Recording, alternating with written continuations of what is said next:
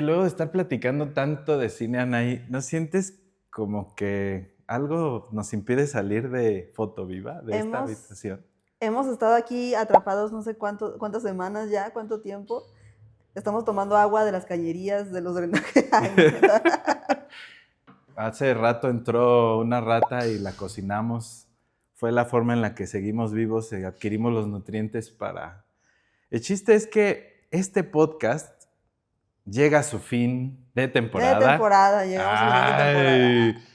¡Ay! Y se llama el podcast Exterminador por una razón muy, pues muy surrealista. Ay, bien bajado ese balón. Creo que pues sí es a lo mejor un tanto evidente para mucha gente que es una especie de homenaje, tributo a El Ángel Exterminador, la película de Luis Buñuel. ¿Cómo llegamos a ese título? Ya no me acuerdo. Estábamos soltando un montón y dijimos, por El Ángel Exterminador. Y el podcast Exterminador nació.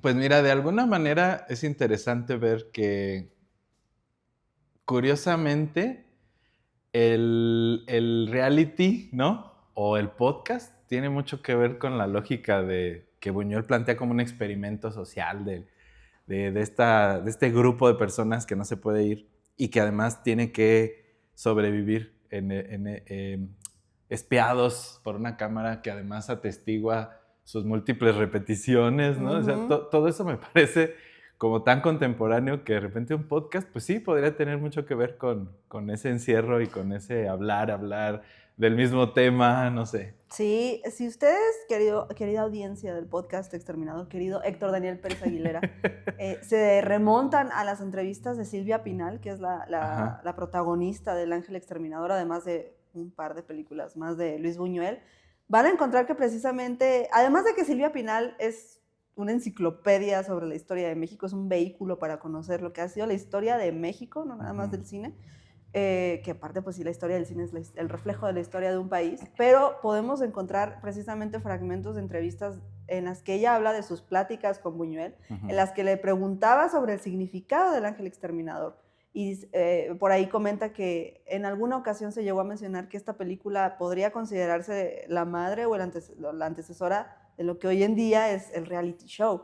Fue como de los primeros reality shows que las personas acudieron a ver o se interesaron por ver, y que te habla de ese interés que también pues obviamente fue retomado en obras como 1984 y tantas otras más. George Orwell. Sí, así es. Ese interés de la gente por ver lo que los demás hacen, cómo son los demás, sobre todo bajo estos o en estos entornos caóticos de miseria, de encierro, en los que pues sale el instinto humano, más que otra cosa. Y de degradación de una clase de élite, porque también algo interesante en los realities es que encierras a gente famosa o de cierta clase burguesa, ¿no? O sea, como, no sé, pienso en las Kardashians, pienso en los Osbournes, ¿no? Sí, ándale. Pienso en estas familias que tienen como apellido, ¿no? Como que eso también es interesante en El Ángel Exterminador, que es una especie como de encierro de gente que en teoría es famosa, ¿no? O sea, y justo ahorita que mencionas las entrevistas de Silvia Pinal, yo recuerdo un fragmentito donde ella menciona que hay como que se iba a llamar los náufragos de la calle Providencia, y que la querían filmar en Londres por la situación así como de darle más ataque a la burguesía. De los burgueses. Ajá, burgueses ingleses, era como que lo que Buñuel quería originalmente. El hecho de que lo volviera mexicano, pues fue un acto más de economizar, como pasa mucho del cine, ¿no? Que tienes una idea y es súper genial, pero luego pues acabas haciéndola con lo que puedes y con lo que tienes. Pero algo ganó Buñuel en el montaje aquí en México, la puesta en escena en México, es que ganó en el sentido en el que además aprovechó para hacer algo que me parece una genialidad. No le dijo a sus actores cómo vestirse, lo menciona Silvia Pinal, porque ella como actriz estaba súper desubicada. Me encanta cómo ella misma, con una honestidad así tremenda, dice, yo ni sabía qué estaba haciendo ahí, ni... Yo no me sentía sucia. Ajá, dice, yo no, por más que lo intentaba, ¿no? Y que les embarró miel y tierra. Sí. Pero a lo que voy es que estas notas de la actuación es muy interesante descubrir a través de sus actores en entrevistas y en declaraciones cómo ellos no sabían los significados, los simbolismos, tampoco sabían a veces ni siquiera el guión completo. O sea, hay casos en los que Buñuel los sorprendía, ¿no? En medio del rodaje con cosas como le llaman a los actores los toritos. O sea, como esta embestida sin avisar de algo inesperado, ¿no? ¿Cómo se llama la actriz de Ese oscuro objeto del deseo? ¿Molina? Carmen Molina, que le dice también que le diga a su coestelar, te huelen los pies. O sea, una especie de travesura buñuelesca. Dile esto antes de empezar la escena para que el otro se incomodara y se ruborizara y se apenara al grado de que parece más enamorado. O sea, también buscaba a Buñuel como esta autenticidad en las reacciones. Entonces, Silvia Pinal, regresando a Silvia Pinal, dice, es que como no la pudo hacer en Londres, la hace en México. Pero ¿qué es lo que digo que gana Buñuel? Que les dice, vénganse elegantes como si fueran burgueses y obtiene algo más rico, que es esta como burguesía mexicana, esta élite mexicana queriendo ser europea. O sea, se multiplicó la intención. Yo lo veo genial porque es algo que Buñuel hace mucho en otras películas, ¿no? Cómo se debe vestir, cómo se debe beber un martini, ¿no?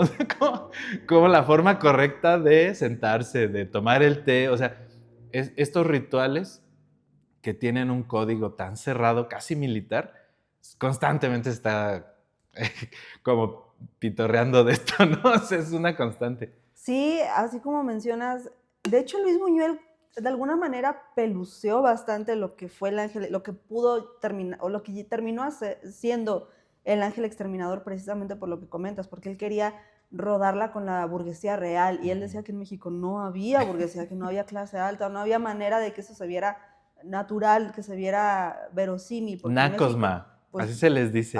Prácticamente dijo, no, pues con ustedes no puedo hacer clase burguesa. Entonces, prácticamente siempre estuvo claro en lo que para él era el ángel exterminador. Y aún así, Silvia Pinal, Jacqueline Andere, en algunos otros casos, Estela Inda, casi que rogaban por trabajar con él. Él no veía a Silvia Pinal haciendo el ángel exterminador después de hacer Viridiana. No tenía el dinero de Viridiana todavía como para poder llevar su historia a Europa, sea a Londres o a París. Como que pensaba que ella iba a querer otro estelar y no un secundario, ¿no? Exacto, él le dijo, no, ¿usted qué va a hacer en esta película si usted viene de hacer Viridiana? Que también Viridiana nos da para hacer más de un programa. Pero ella le dice, yo hago, aunque sea un papel chiquito, pero yo trabajo con usted. Entonces le asigna el personaje, la Valquiria se llama, la protagonista de esta historia. Pero pues sí, él tenía esta conciencia de que en México estas historias quizás no resultaban tan acordes a lo que se veía en la sociedad mexicana. También pues, tenemos el parámetro de los olvidados, de lo que él retrataba como el México que él veía, que también causó muchísima... Que Jorge Negrete le reclama, ¿por qué me muestras este México tan feo? Es que precisamente el programa es de Luis Buñuel, no crean que nada más del ángel exterminado. Entonces vamos a irnos hablando de varias películas. ¿Y qué pasó con Los Olvidados también? Que veníamos de unas películas como Nosotros los Pobres, en las que se nos hablaba que ser pobre tal cual era igual a ser bueno, o ser bueno significaba tener que ser pobre. Entonces Luis Buñuel antepone esa idea con el, no, también en esos estratos bajos socioeconómicos puede haber dejos de maldad, puede haber esta miseria humana, más vileza. Que esa vileza exactamente en el ser humano. Y creo que ese era un norte al momento de realizar por parte de Luis Buñuel. Le gustaba deconstruir al ser humano desde la mente hacia lo que proyectaba en su entorno. Le gustaba deconstruir al ser humano psicosocialmente. Entonces vemos como esta confrontación que hace, porque Buñuel no es que buscara empatizar, ni buscara caer bien, ni buscara romantizar nada.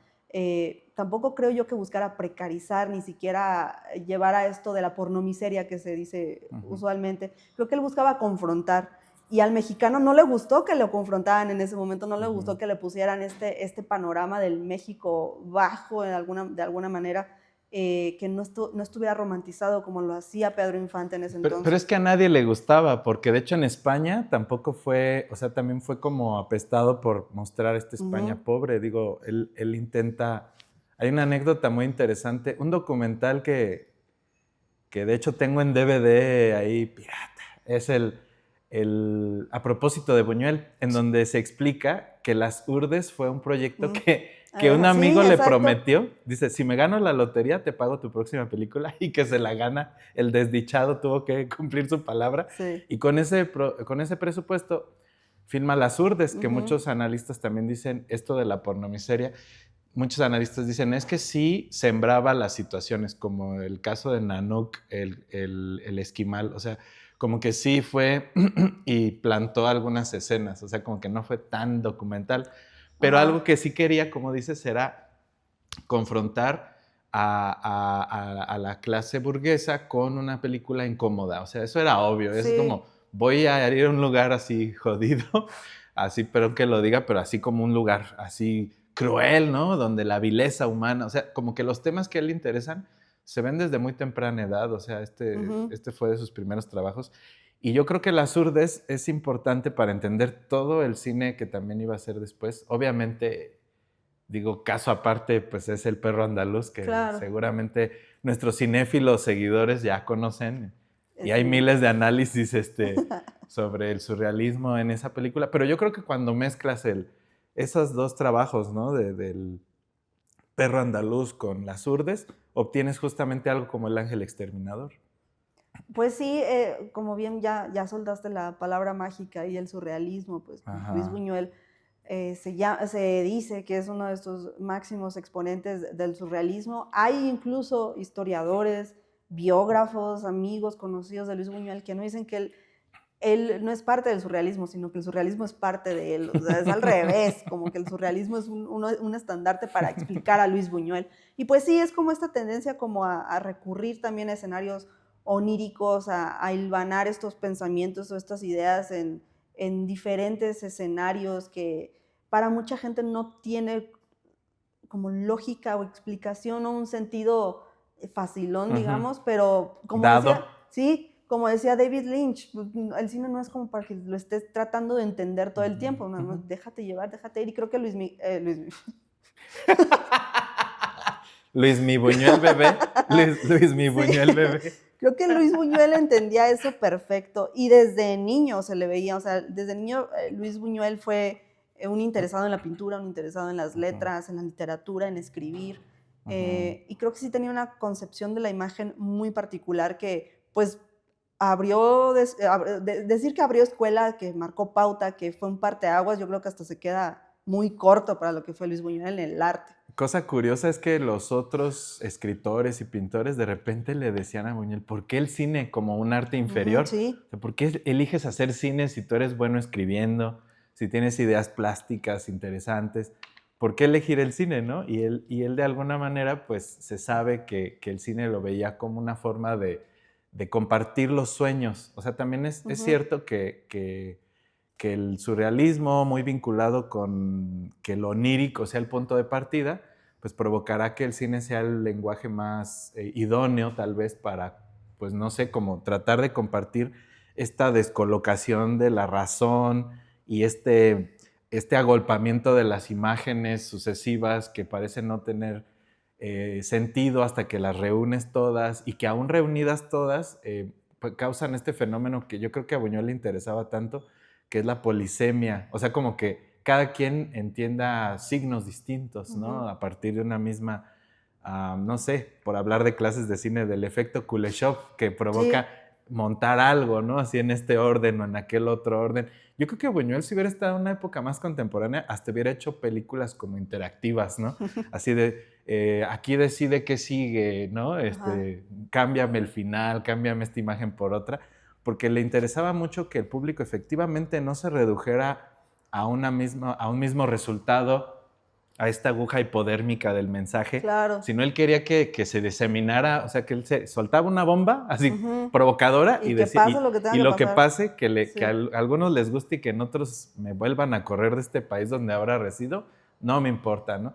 Lo cual habla de una cosa que tratabas hace un ratito, lo de la brújula moral de Buñuel, que se sabe que él atendía a una moral que aprende justo con Dalí, que es la moral surrealista. O sea, Dalí decía, yo soy surrealista hasta cuando voy al baño y cuando como. Claro. Entonces Buñuel aprende esto, bebe de esto, una gran parte, luego también él mismo dice que el surrealismo no era tan estelar en su carrera, pero sí le encanta el asunto de la moral surrealista. O sea, siento que se vuelve una especie como de persona que actúa bajo cierto régimen, entrecomilladamente, porque él apela mucho a que esta moral le libera, ¿no? Porque es opuesta a la moral que él aprendió como católico, que aprendió como español, que el franquismo le quería imponer una forma de comunismo que él no comparte, porque empieza a ver esta violencia de cuando la ideología se vuelve violenta, dice él, luego entonces no quiero tener ideología. O sea, es muy natural, ¿no? A mucha gente le podría decir, ¿por qué no da mensajes claros? Porque podría ser muy poderoso tu mensaje para este movimiento. Y él dice, es que es lo que me preocupa, los movimientos en sí, todos. Sí, al pertenecer, bueno, hablando un poco del surrealismo, hay estos 3 elementos o estas 3 directrices que mencionan como características para entender el surrealismo, que es el erotismo, el anticlericalismo y la visión zoológica del hombre, y creo que esos 3 elementos están claros en Buñuel. El erotismo se puede ver constantemente en esta fijación que tenía por retratar las piernas de las películas. Lo podemos ver en películas como Ensayo de un crimen, en Los olvidados, con el personaje de Stella Inda, y el Simón del desierto, tal cual vemos a Silvia Pinal, siendo Satanás, y gritándole a Simón, mira qué piernas tan inocentes, y se levanta la falda, ¿no? Sí, es intenso. Buscando ser la tentación. Entonces estaba siempre latente y se llevaba muy bien de la mano con esta relativa protesta o rebeldía que tenía ante la religión o el catolicismo, que lo podemos ver también en directores y en cineastas como Guillermo del Toro, que buscan como estar golpeando la religión, pero siempre está presente. Entonces realmente no es que sean ateos. Él creo que se definía como el ateo más creyente o algo así. Era su frase famosa en las pocas entrevistas que hay de él, donde dice, gracias a Dios soy ateo. Ándale, sí, exactamente. O sea, tratan como de separarse, pero siempre está presente y siempre están retomando el tema de la religión para decir que no son religiosos, pero ahí está siempre, ¿no? Entonces, siempre es parte de ellos, inherentemente está en la naturaleza de ellos como humanos. Y la visión zoológica del hombre, que es esto que mencionaba al inicio, que es como siempre también apelar al instinto o al lado salvaje del ser humano ante ciertas situaciones que lo descubren como un animal. Que de hecho la presencia de estos animales, que también llegó a ser hasta un mote buñuelesco en el cine, era de ¿por qué meter un avestruz o un emur, ¿no? En la habitación, o por qué una gallina, o por qué aparecen los corderos o el oso en el Ángel Exterminador. Perro, Y que efectivamente él distingue una inocencia, una pureza en el comportamiento animal. Yo creo que la inestabilidad, o sea, el no poder dirigir a los animales, o sea, podía tener ahí un adiestrador, ¿no? Que cuidara, pues, que no pasara un accidente, pero lo que yo siento que buscaba también es que los animales a cuadro son un elemento inestable, amoral, apolítico. O sea, era casi como si vieran los animales un signo de libertad y de pureza que busca constantemente sus personajes, pero que no se lo dan al 100%. Y yo siento que era muy reconfortante para él ver hormigas, cucarachas, en lugares donde la civilización está implantada, ¿no? O sea, porque los pone en estas situaciones humanas, lo cual es como muy, pues sí, buñuelesco, ¿no? Y otra vez la moral surrealista ahí, o sea, que el ser humano se animalice un poco. Hay una cosa de un poeta que él idolatraba mucho, Valle Inclán, que se llama el esperpento, y que es justamente el esperpento, que es cuando el humano deja de ser humano y se vuelve un esperpento, es porque recurre a sus instintos más básicos, y pues ahí están en todas sus películas, lo has mencionado, ¿no? El intenso deseo sexual sin cadenas, sin refrenar nada. Digo, en la Edad de Oro hasta es como la fundación de la ciudad, ¿no? Me parece que fundan Roma, justo en donde hay una pareja de personas que quieren hacer ahí el acto, y un tumulto de gente se los impide, ¿no? Y los linchan, no sé, es como él, claro, de niño debe ser un católico muy retraído, con mucha... Viviendo bajo el dogma, tal cual. Viviendo bajo un dogma opresivo que él se libera en el cine y dice, al carajo. Sí, por supuesto. Porque además, ¿cuál es el espacio en el que te puedes liberar 100% como ser humano? En el sueño, además. Ahí no tienes restricciones, ahí tu mente se puede ir, siendo pues el inconsciente, digamos, se puede ir a lugares inhóspitos, se puede ir a los lugares más oscuros y no tienes represalias. Que pues nada más eres consciente tú a veces de ello. Muy freudiano. Así es, y por eso también vemos tanta recurrencia a estos sueños, a estos estados del inconsciente. Hay miles de ensayos psicoanalíticos referentes a Buñuel. Cuando estudias psicología y te están enseñando a hacer lo que se llama el examen de estado mental, te suelen decir que... porque Anaí Vargas Carvajal. Sí, soy psicóloga, ahí donde me ven. Y la típica, no me estás psicoanalizando en este momento. Ahorita más o menos, no saben, fuera de cámaras no saben. Pero te suelen decir, no busquen artistas, o bueno, háganlo pues, pero les van a salir un catálogo de trastornos, les van a salir un catálogo de detalles ahí con ellos, y Salvador Dalí es el ejemplo perfecto. Siempre que uno intenta analizar a Dalí es casi... pointless, dirían los gringos, o sea, esquivo. No tiene chiste, sí, porque te va a salir hasta de lo, o sea, ni siquiera te imaginas todo lo que puede llegar a salir, y pues Salvador Dalí, colaborador artístico de Luis Buñuel. Entonces, al momento también de estar analizando a Luis Buñuel, es imposible no fijarse en esta recurrencia que tenía al uso del sueño, del estado del sueño profundo, del inconsciente, de la agonía también, como se ve en Los Olvidados, cuando el Jaibo, ya podemos hablar de spoilers y de finales, ¿no? Claro. ¿Tiene cuántos años tiene? Cuando el Jaibo, querido espectador, si no las has visto. Si no has visto Los Olvidados, córrela, está gratis y en buena calidad. Entonces, pues sí, podemos ver como estos estados mentales flacos de los personajes representados de una manera, pues sí, que no puede llegar a tener esta lógica que un sueño no tiene, que un estado mental puede no llegar a tener. Ahora que me hiciste recordar a Simón del Desierto, también estaba pensando en un concepto que Carlos Fuentes en una entrevista dice, el protestantismo, no sé si dice protestantismo fílmico de Buñuel, y me parece interesante esa expresión porque es como decir que Buñuel lo que aspiraba es que el ser humano lograra su propia expiación o su propia purificación en esto de la animalidad. Vemos esta animalidad en los actores y lo que buscaba de alguna manera era que dar un mensaje profundo que el ser humano se limpiara a sí mismo.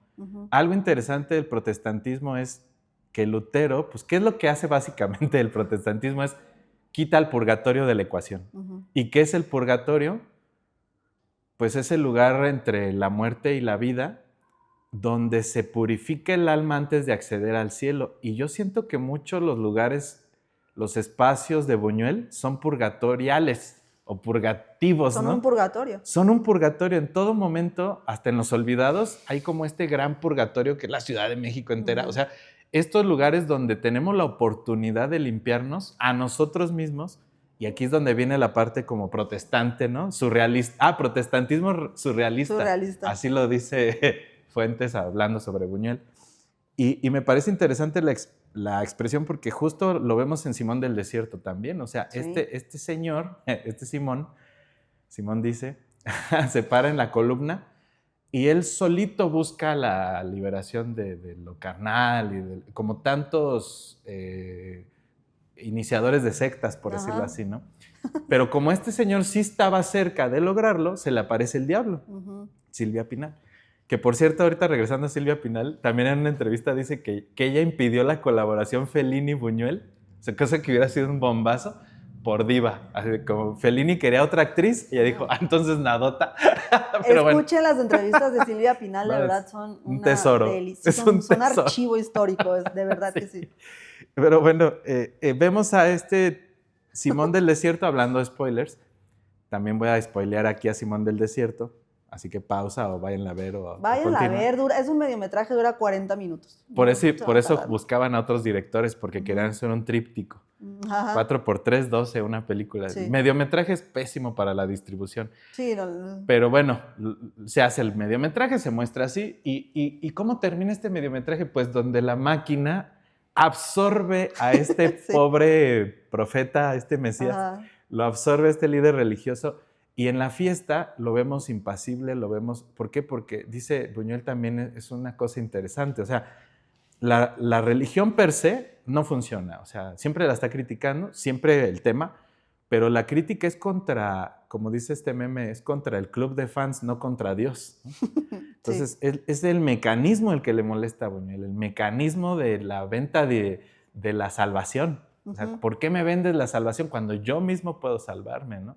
Entonces es un grito desesperado que lo hace una y otra vez, una y otra vez.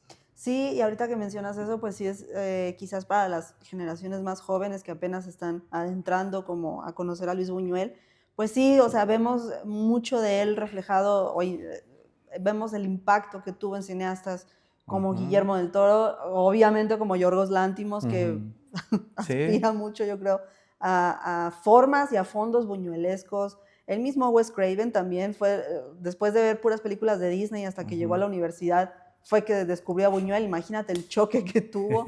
O sea, Luis Buñuel va a ser un director que para siempre, yo creo, va a intentar ser o emulado, o replicado, o referenciado, o homenajeado, y que es, yo creo que vital también para entender los movimientos artísticos en general, no nada más entender el cine, tanto en Francia como en Europa, toda Europa, Francia, y obviamente aquí en México. Había que quitar un trozo de información al público para que el público se vuelva espectador activo, y es un gran aporte ahí. Alberto Villarreal, un dramaturgo, dice que hay que oscilar entre carácter, circunstancia y situación.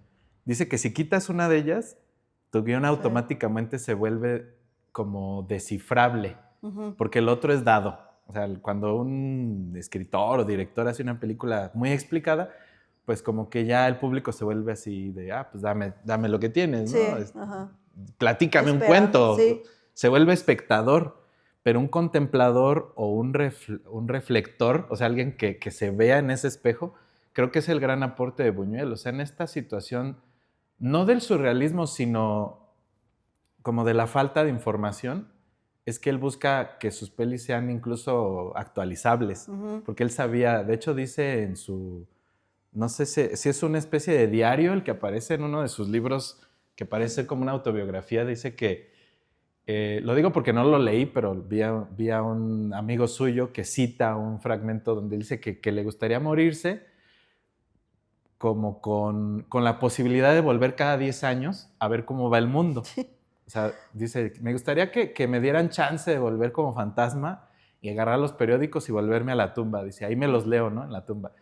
Pero algo que me imagino, él quería ver qué pasaba con las películas, cómo envejecían sus películas. Él sabía que su finitud le iba a impedir lo que él realmente buscaba, que era un tiro a largo plazo.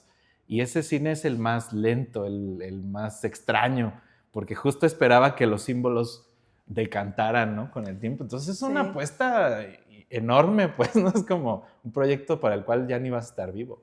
Una de las, fíjate, ahorita que comentas esto, una de las cosas más comentadas sobre Los Olvidados, retomando un poco la película, es esa introducción que tiene, narrada por la voz de Ernesto Alonso, en la que remata diciendo que esa no es una película optimista, o sea, no esperes como que, te va a pintar o a vislumbrar un panorama positivo para futuro.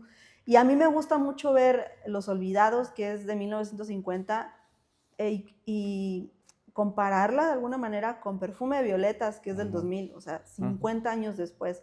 Y te pones a pensar, para los que ya hayan visto Perfume de Violetas, no sé si tú ya la viste, seguramente sí, porque es de nuestra época, de nuestra rodada. Cuando estábamos chavos. Nuestra chaviza, sí.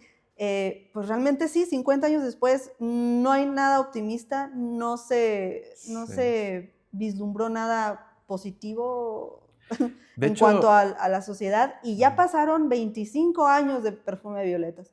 ¿Realmente podemos ver que se haya optimizado algo? Yo creo de hecho, que Fernando Cobo se llama, el Jaibo.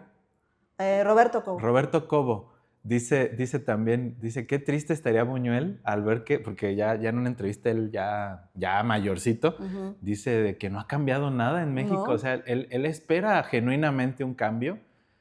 Y en esa misma intro que mencionas de Los Olvidados también dice algo interesante. Dice lo mismo que con El Ángel Exterminador. Dice esto, menciona ciudades grandes. Dice Ámsterdam, Londres, París, México.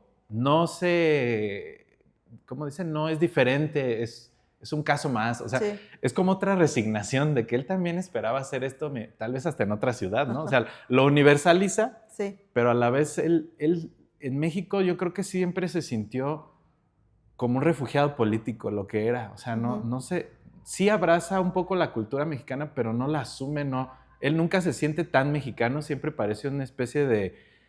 de voyerista. Voyerista, documentalista, sí. ¿No? O sea, nunca se sintió tan mexicano. Se dice que él mismo vivía en una casa media bien, o sea, burguesa. Como con cierta distancia burguesa. O sea, él en esta situación de moral surrealista, ¿no? O sea, europeo en México. Ajá. Al fin y al cabo. Entonces, al final no hay ese reclamo de este cine de protesta latinoamericano. Tal vez contribuye a que aprendamos a ver en el espejo del incómodo espejo que nos pone, pero yo creo que el cine siempre lo hizo con muchos otros directores, solo que Buñuel, pues tal vez por su condición de ser críptico, pues dio de qué hablar. O sea, dio de qué hablar en su momento y da de qué hablar en la actualidad. Yo creo que estaría feliz el señor Buñuel de ver que seguimos hablando de él. Y así como era, yo creo que estaría hasta haciendo algún chiste como de, lo sabía, grandioso, nací para ser grandioso, ¿no? Sí, porque aparte tenía un humor muy negro, o sea, sus películas sí eran muy, muy pesimistas, digamos, redundando un poco en lo de Los Olvidados, sí, no eran a lo mejor estas luminosidades, pero sí tenía como estos dejos de humor negro, de chistoretes, que sabía perfecto cómo pues, insertarlos en sus historias. Ahorita que mencionábamos también lo del tema de la religión y esta contraposición incluso con la moral, pues está Nazarín, una película de la que ya habíamos platicado aquí en corto, fuera de cámaras, que pues no sé, yo creo que sí es de mis favoritas de Luis Buñuel, no sé tú en qué lugar la guardes. Yo la tengo muy en el Cora porque leí el libro. Ajá. O sea, cuando en la escuela te obligan a leer libros, sí. ¿No? A veces para mal, a veces para bien. En este caso a mí me gustó mucho Benito Pérez Galdós. Fíjate que yo recuerdo que cuando estaba muy chavo, anécdota rápida, a mí me daba un poquito como de pudor apellidarme Pérez. Pero esto se debía a lo que consumía en ese momento. O sea, en ese momento pues, yo estaba a lo mejor muy imbuido como que no me asimilaba como... O sea, como que se me hacía que Pérez era un apellido muy común. Ajá. Y de alguna manera yo me sentía insegurillo, así de, tengo un apellido muy común y tenía compañeros que se apellidaban de otras formas que a mí se me hacía atractivo. Y tiene que ver con este linaje y con esto que critica, de hecho, Buñuel, o sea, la élite, los elegidos, ¿no? Claro. Es que se me va la cabeza a muchos lados. La Valquiria de Pinales, quien elige a los elegidos, ¿no? O sea, la guardiana de quién sí, quién no, los gatekeepers. Sí. O sea, quienes permiten. Entonces yo sentía que hasta me iba a estorbar a nivel laboral porque yo siempre pensé en ser artista, ¿no? Entonces decía... Y cuando leía Pérez Galdós, dije, Pérez. O sea, casi que por eso, fíjate, cosa curiosa, por eso la conecto con esto. Porque además también es muy buñuelesco que conectes cosas muy personales. Asociación libre. Pues, asociaciones. Sí. Entonces, cuando leo Nazarín, dije, wow, qué cosa tan maravillosa acabo de leer. Me encantó que mi apellido pudiera servir para fines artísticos, aunque no, porque luego por eso la gente se pone nombres artísticos. Claro, exacto. Déjame decirte, o sea, no creo estar solo en este pudor.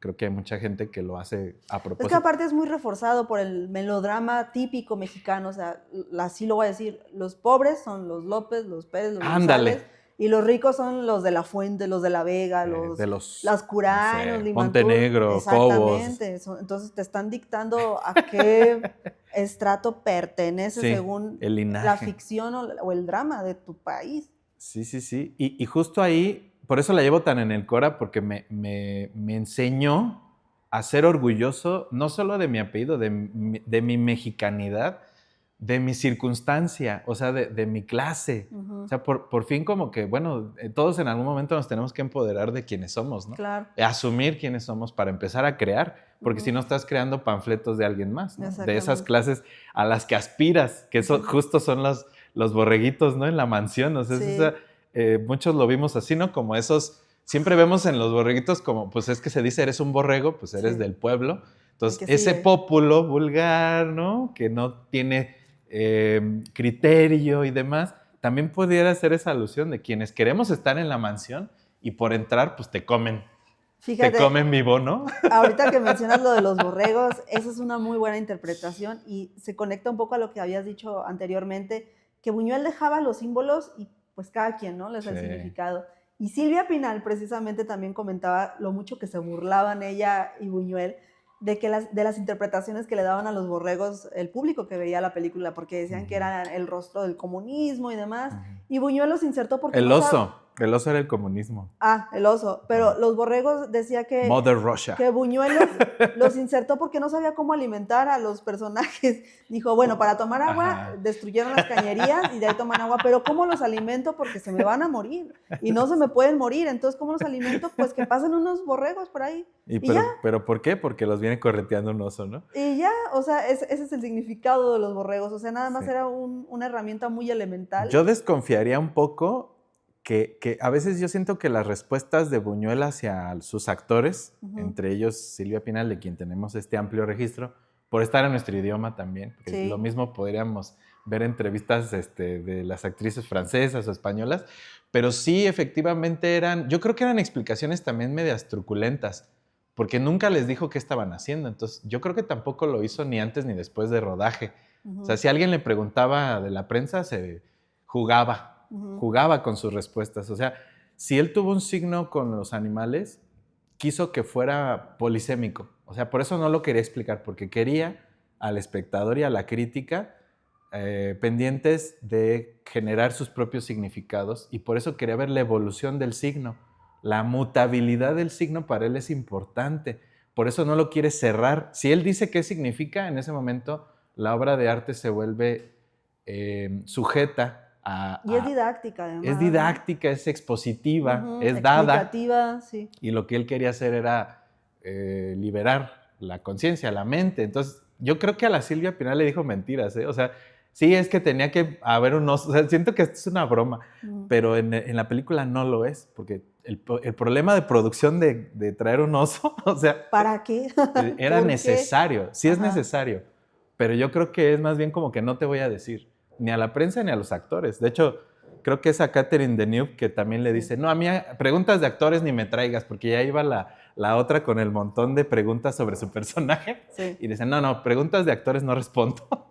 Sí, y eso es algo que a mí no me gusta, que hace mucho Guillermo del Toro, que en sus conferencias se pone a explicar cada mínimo detalle de lo que se ve en su película, pero bueno. Hasta publica el diario de cómo se le ocurrió la película, ¿no? Sí, creo que como para sus primeras 5 películas, está qué padre, ¿no? Para entenderlo, ya después de que te ponga a explicar y que te diga cómo entender una película, cómo la debes de interpretar, creo que también es subestimar mucho al espectador y decirle, es que esto es lo que tú debes de entender con lo que estás viendo en pantalla, con lo que yo te estoy dando, y no creo que vaya por ahí. Lo que pasa es que también Guillermo del Toro está más en una creación de lore, ¿no? De mundos, y yo creo que Buñuel no. Creo que Buñuel era más en el asunto de la protesta. O sea, siento que él siempre fue como muy combativo. No le interesa tanto crear mundos, más bien le interesa remover el establishment, ¿no? Así como de, te voy a poner esta bomba. O sea, era como un poco agresivo hasta cierto punto. Él no quería crear ámpula, él quería reventar las ámpulas que ya había, yo creo. O sea, quería, sí, exaltar la incomodidad. Y fíjate ahorita que dices lo de las actrices, María Félix trabajó con él en Los Ambiciosos en el 49, y él... Los dos acordaron que no fue ni un buen Buñuel ni un buen María Félix. O sea, la película quedó muy a medias. Sí. Pero justamente también entrevistas, vayan a ver también las entrevistas de María Félix, que ahí también pueden encontrar inmensidad de información alrededor de lo que se ha visto en México y en el mundo también. Decía que Luis Buñuel era un gran director de actores, que igual no lo parecía a primera instancia, que podría parecer este señor rejego, este señor malhumorado incluso, pero que él era un gran director de actores, y precisamente creo que también mucho tenía que ver con esta libertad que les daba para crear sus personajes, que en un inicio quizás para ellos era un tanto difícil, porque pues no me está diciendo qué es lo que tengo que hacer, pero entonces también como artista te deja el campo libre para que crees. Hizo escuela, o sea, su forma de no dirigir actores se volvió, de hecho, la forma en la que actualmente se recomienda cómo dirigir actores. De hecho, él lo dice también en una entrevista, dice, en este metraje que yo creo que todos hemos visto, donde explica como en una taberna, ¿no? Muy bonachón, muy socarrón, dice, no, actores son profesión de vagos, dice, es bien fácil, y hace 3 interpretaciones ahí de un diálogo, que de hecho otra vez el Highball otra vez lo dice también en todas sus entrevistas, menciona que lo que él quería era que no actuara, ¿no? Y esta no actuación justo le quita el dramatismo, la exageración, la teatralidad, porque recordemos que también muchos actores primero se forman en el teatro, donde hay que llenar una gran área con tu cuerpo, con tu presencia, con tus kines y kinemas, todos los signos que da el cuerpo.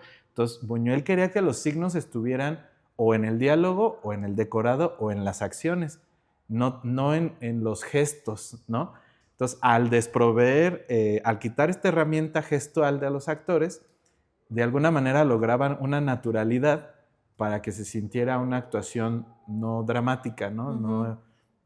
No emocionalmente comprometida con. Sí. Y eso es algo interesante buñuelesco también, que sus actores tienen emociones, claro, sí las tienen, pero de alguna manera están muy contenidas, lo cual ahora es la escuela. O sea, actualmente las películas ya son así. Él se enfrentó a un cine del melodrama ranchero, donde había que exagerarle, ¿no? Sí, entonces, había que él iba contracorriente, y yo creo que por eso el comentario de la Félix, ¿no? Sí, y también era un director que no le temía meterse a los lados oscuros de la mente, y creo que eso se representa muy bien en él, la película que hizo con Arturo de Córdoba. No podemos irnos sin hablar de él. Híjole, qué pedazo de película. Monumental. Increíble, y creo que también representa muy bien lo que dices ahorita, en cómo representa también esta casa, la psique del personaje. Hay una secuencia padrísima en la que él empieza a hacer un Gabriel ruido. Figueroa. Sí, y precisamente ahorita que mencionas a Gabriel Figueroa, no solo con sus actores, también a Gabriel Figueroa lo desconfiguró un tanto de lo que venía. Hay una anécdota con Fernández. Nazarín, donde dice, le propone un encuadre hermoso, así de nube, las nubes figueroesquianas. Sí, con una planta, creo también, ¿no? Y le dice Buñuel, no, vamos a picar. Y le quita los cielos, lo desarmó, lo desconfigura. Sí, porque pues venía justamente de este paisajista de los árboles con las nubes, decía Chabela Vargas, la nube, que era una tarjeta postal en cine del Indio Fernández, decía ella. Y él no, o sea, lo puso a encuadrar diferente, lo puso a retratar diferente, rostros diferentes que no fueran preciosistas, que no fueran los de las grandes divas, que no le ensalzaran las pestañas ni las cejas, sino las emociones de los personajes desde un lado oscuro, creo yo. Por ahí hay una anécdota de iluminación donde él le pide, me parece que es en el oscuro objeto del deseo, que le pide a su iluminador que ponga una luz en la calle, pero a modo candileja.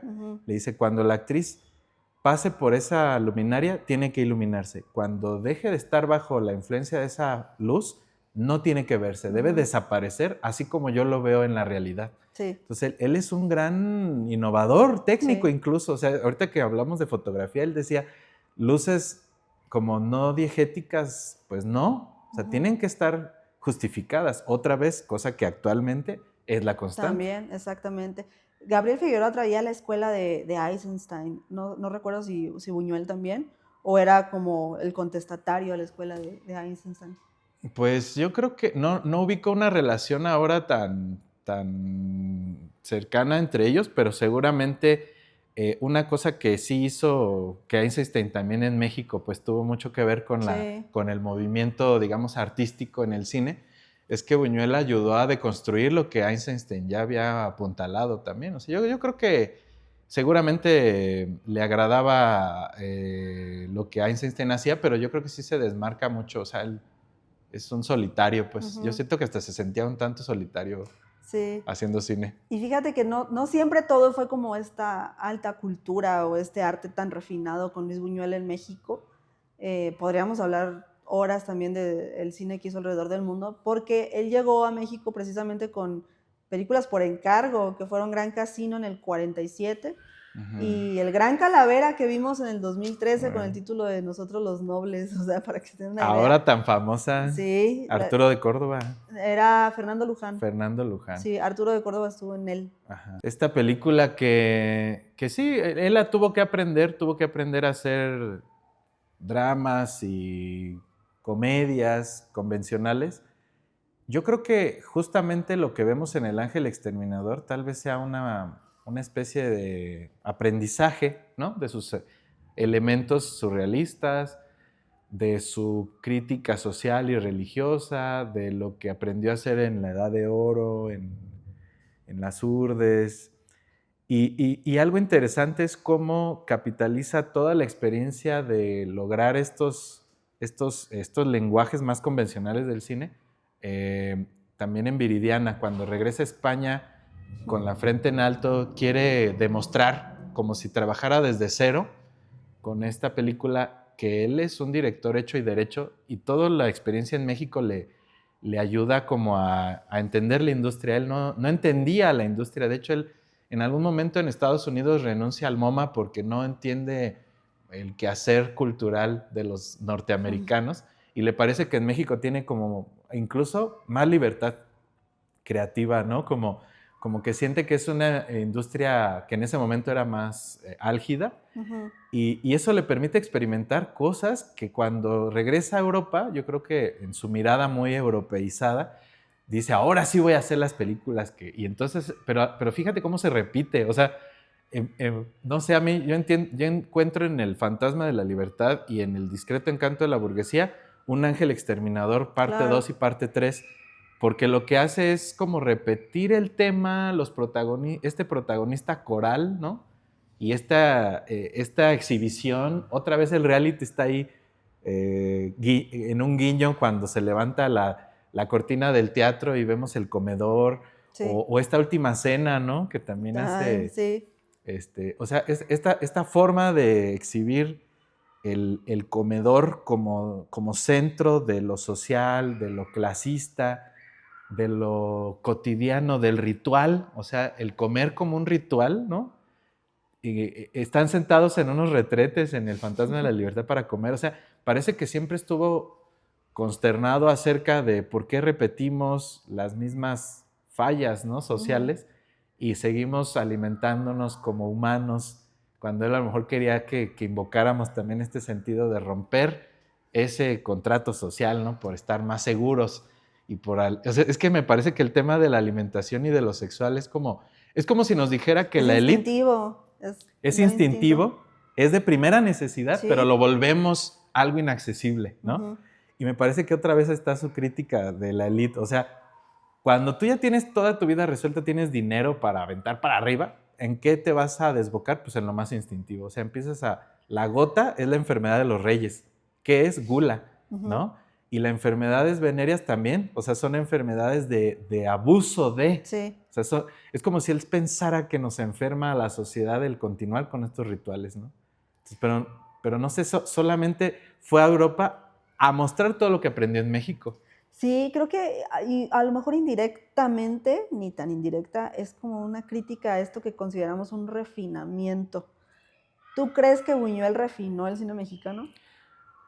Yo creo que su paso por México, al igual que el de Eisenstein, al igual que el de algunos otros extranjeros, o incluso como la oleada de este, ahora se dice un trendy, pero como sí. esta influencia, esta tendencia del expresionismo alemán, yo creo que Buñuel también formó parte de cómo el repensar el cine nacional fue como el principio del fin también del melodrama ranchero. O sea, sí, también claro. Como que el mismo público se dio cuenta de que estábamos haciendo churros.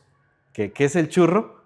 Pues nace la expresión justo en esa época la época del cine de oro, fue la época del churro también. O sea, fue demasiado de lo mismo. Entonces sí. Yo creo que Buñuel sirvió como un refresh, como un resetear el sistema. Eso es lo que hace Buñuel básicamente. Más allá de que copien o no temáticas, protesta, yo creo que él llegó a resetear lo que por inercia se estaba haciendo y que los productores le apostaran a otras cosas. Que también teníamos una perspectiva urbana también en las calles, en los callejones, con las alcantarillas, que también luego vimos con Emilio Fernández en Salón México, por ejemplo, en Víctimas del Pecado, y pues ese ha sido nuestro programa sobre Luis Buñuel para cerrar esta primera temporada del podcast Exterminador. Ya cubrimos nuestra deuda con el señor Yo Buñuel. me puse la misma playera que en el primer programa para ver si de esa manera puedo salir de esta temporada. Yo no, ya valió, me quedé aquí.